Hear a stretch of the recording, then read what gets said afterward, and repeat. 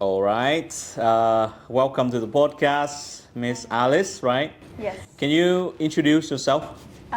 Hello, my name is Alice. Should I look at the camera here? Should I ignore it? I'm Yes. sorry, I don't know. I'm really new to this.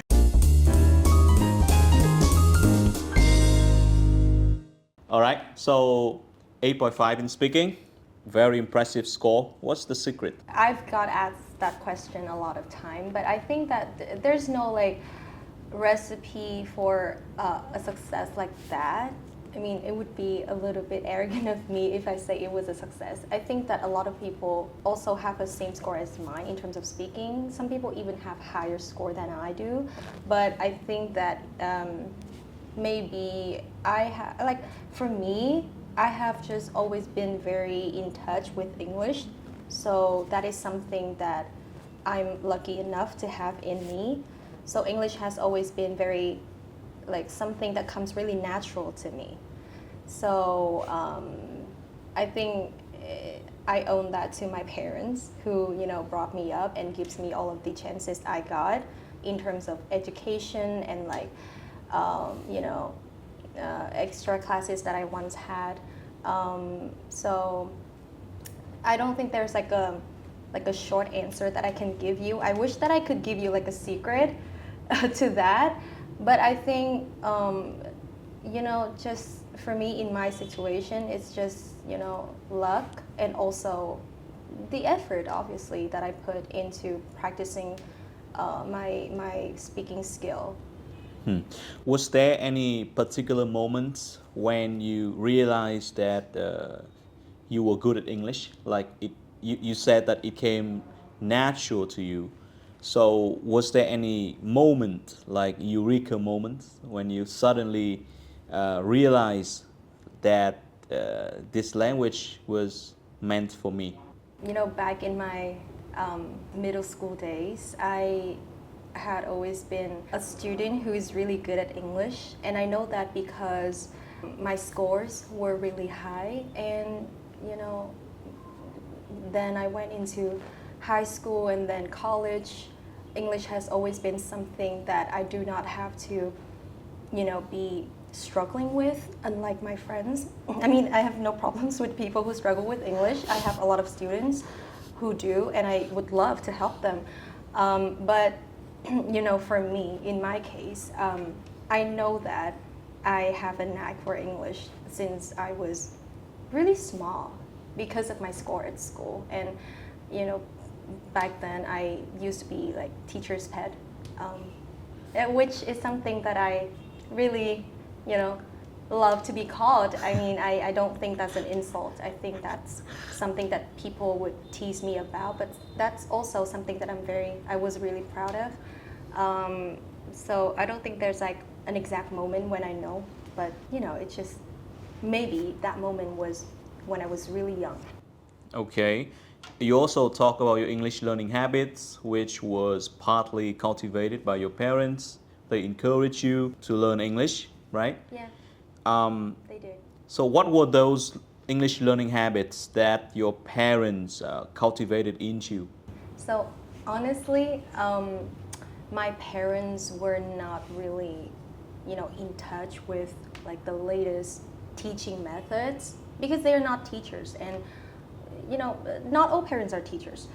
So they don't, know a lot of methods when it comes to teaching English specifically, but they give me the tools and the chances for me to be exposed to English. For example, they give me, like devices which I can use to access YouTube and, watch videos. And, for a long time, I watched a lot of, YouTube videos, and that's how I picked up on my English. And I think in that sense, they are, like my parents are the reason why I, was, really good with English. Tools like that. Mm-hmm.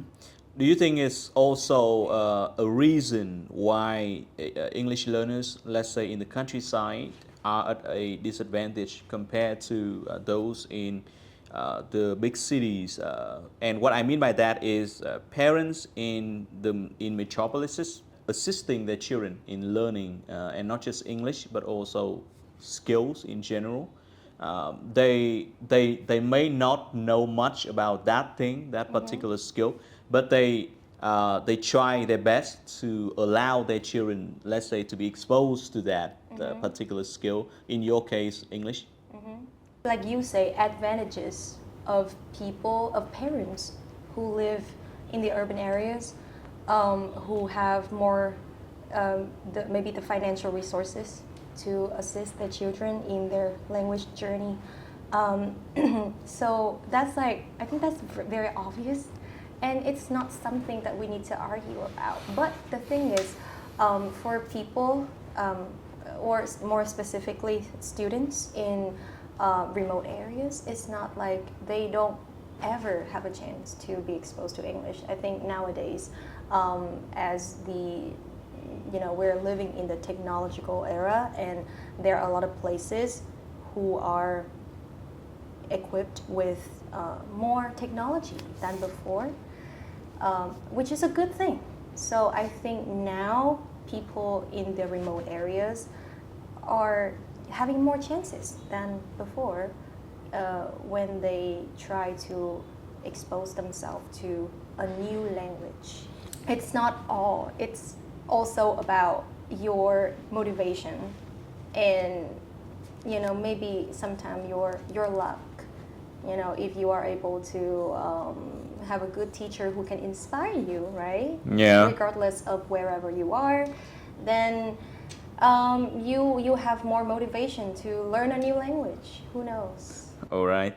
I asked that question because I come from basically the countryside, and you are originally from Hanoi. Yes. And when I was in secondary and high school, I also struggled a lot with learning English. I didn't have much help. I had to seek help myself. I had to go a pretty long way to come to an extra class where I could be taught by a good teacher. And that's how I got to know about the IELTS test. I took the test the first time in 11th grade. I got 6 only. But it was a pretty good start for a student of my background. And then it was a good foundation upon which I could build my English ability. So anyway, you also got 8.5 in listening. Yeah. So any secret, any recipe? Because listening, I think, is a much easier skill to self-study, right? Yeah, because it's a passive skill. You don't need to constantly think and speak at the same time, which is why it's, I think, a lot more simpler to a lot of people. Now, let me think about the secret. The secret to a good listening skill, I think it's all about the note-taking skills. I think that is something that, it's like a buzzword that people throw around a lot, but sometimes people don't know how to effectively take notes. So I think that that is when a teacher or an instructor comes in and maybe help them a bit with how to take notes effectively when they listen. Because sometimes we listen and we don't remember all of the things that they say. So that's why you need to take notes and jot down some ideas that they have spoken in the tape, and then you can, be better at your listening skills. So I think that's my 2 cents. Can you be more specific? Like when you take notes, right? What should you keep in mind so that your notes could be of the greatest use to your listening score? Yeah, so I think take notes include, reading the text before you listen to the tape, and highlights the things that you should focus on. The questions, right? Yeah, like the questions, the keywords, things that the instructors usually tell you to do, like highlight them.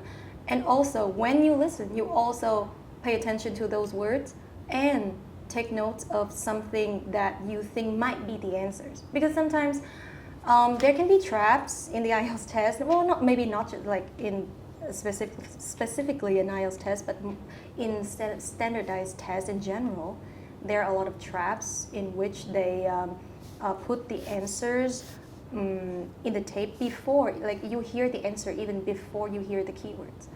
So I think in those cases you need to like quickly take notes of what you hear. But the thing is, you cannot take notes every single word that you hear. So you need someone to teach you which words to take note and how to take note effectively.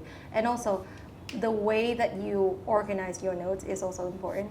Like, if you cannot understand what you take notes, then what's the point, right? So I think that's fairly important. Okay. Yeah. You just mentioned a very important feature of the listening test, which is sometimes the answer might appear in the recording even before the keywords. Yeah. So it's really challenging because once you realize that the answers may have been somewhere before, Exactly. then it's already too late. Yeah, I know. To share.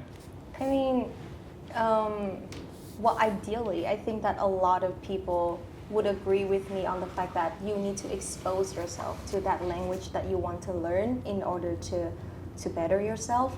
But the thing is, sometimes if we don't like the culture of that language, or maybe if we don't like the language itself, it's really hard for you to expose yourself to it because you get bored of it very easily. So I think that if you really want to like brush up on a language, not just English, but like in any language, like try to see the beauty of it. Try maybe not even the beauty of it, but like try to see like why people use it. I don't know how to articulate myself here, but I guess just have fun when you study it. For example, in my case, I have fun by watching people talking on YouTube. I think that's just like a way for me to entertain myself. And at that time, I didn't even watch because I need to study English. I just watch because it's fun to see them doing makeup and doing pranks, and you know, like contents like that are entertaining. And I see the beauty of English in the way that people create jokes, people goof around, people have like trends on TikTok, or maybe back then not TikTok, but like on YouTube or social medias in general. They joke in English, and I want to, you know, join them and you know, have some fun with them. So in my case, that is why I study English in a way that I don't feel like studying. Does that make sense? So like, it's a very long-winded answer because I want to like go from my experience first, and then I want to tell people that if you really want to expose yourself to a language, just try to see it in a perspective of someone who just want to have fun, just want to join a trend or something in that language. And then you can go from there. If you like the culture, then you have the motivation to keep watching, keep digesting the contents in that language. And it should be fine when you, you know, see the beauty of it, and you will get more motivation, more incentives to learn it. I absolutely agree. I mean, finding the crossover between what you like and that thing in English. Yeah, exactly. So it's just as simple as that. Yeah, you summarize my points. Yes. Watch whatever you like in English. That's it. Yes. Netflix, YouTube, HBO, they're just Yeah. the means Yes, to an end. exactly. Just like you have a hobbies, then go and search it online using English. Yeah. Try to see how English people do it. Yep. I had a student once who got 7 in speaking IELTS. Okay. But he wasn't very articulate, and he had a lot of problems with speaking because he didn't have much practice. He was from my hometown. So, but he had a very good English learning habit, which came from his own passion which was to watch game streamers Okay. stream playing games and commenting on their playing. And that's how he developed his listening skills as well as speaking skills. He learned a lot of natural phrases from that streamer. Okay, that's a good thing. Uh-huh. I mean, that's a great example of what we're talking about. Yes, yes. And it works. Yes. It actually works, even though it sounds cliche. Everybody is saying the same thing. Like, you have to find the crossover between your passion Yeah. and the goal you're trying to achieve. In this case, it's English. But it's true. It's actually true. I can also speak from experience. Like, I love history and sports. Like, I love tennis. I love watching tennis matches. And I also, and the thing is, I had to watch tennis matches with English commentary. And okay. I learned a lot of great phrases there in tennis and also in life. Like, those phrases could also be used in a lot of other contexts. And that's how I came to know a lot of vocabularies in English naturally, the way that you did, Yes. and still do. So I assume that you know a lot about tennis and a lot about like jargons in tennis. It's a Okay. tennis joke. But anyway, in tennis, you get to serve twice. So maybe in life it's the same. You always have second chances. I don't know. Oh, okay. I don't even find it Not funny very, anymore. familiar with it. Okay. I don't know what serve means in tennis. So- I don't get the. Serve is the first shot. Oh, okay. Serve twice. And Okay. in tennis, you get to serve twice. That's how you are encouraged to go for an ace, which is Okay.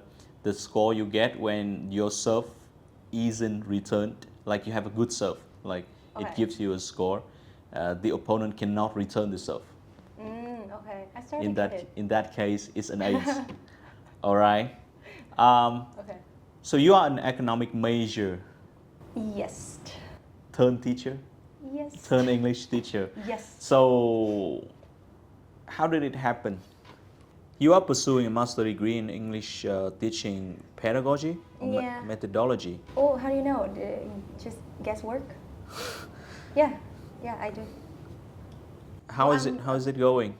I'm pursuing it, which means that I haven't got my degree yet. Yeah. But- That's why I'm asking. Like, Yes, how is how's it everything going? so far? Well, it's going great. Like, again, I'm back to being, a 16-year-old me, not worrying much about English, because everything that we study is English, which is luckily my strong point. So everything is going great so far. All right. So what? So you are also a teacher in the formal sector yourself, and you are also working in the private sector as an IELTS trainer. Yeah. What is the biggest difference between the private sector and the formal sector? Can I clarify the difference between them, because I don't know if I understand what sector is. Okay. All right. So what do you like most about English teaching? Okay. I like it most when the students achieve whatever they want. Like, because I feel really happy for them, you know. I remember very vividly the first time I got, I helped students to achieve a band score that he aimed for. It was a really sacred moment because at that time, as I said to you, I was not planning on being a full-time teacher, and I always treated it as something very extra, like something that I do when I had free time, and that's it. And I didn't really care much about if I could help this person to fulfill their potential. Back then I couldn't care less about it. But then that person, that student of mine, received a really good band score, even higher than his expectation, and he sent me a message thanking me.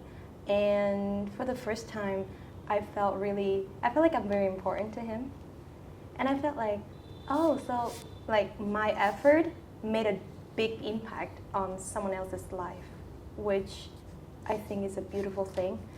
So ever since I, got more inspiration and motivation when my students achieve the band score that they want.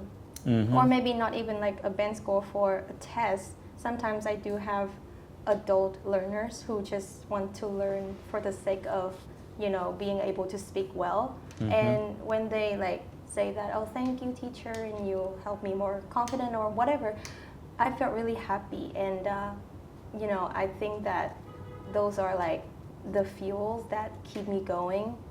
And, at the end of the day, you know what people say, like the teacher's success is measured by how well the students can achieve. So I think that's true to some points. And Okay. that does apply to me. Okay. And that's why people often say teaching is a rewarding profession.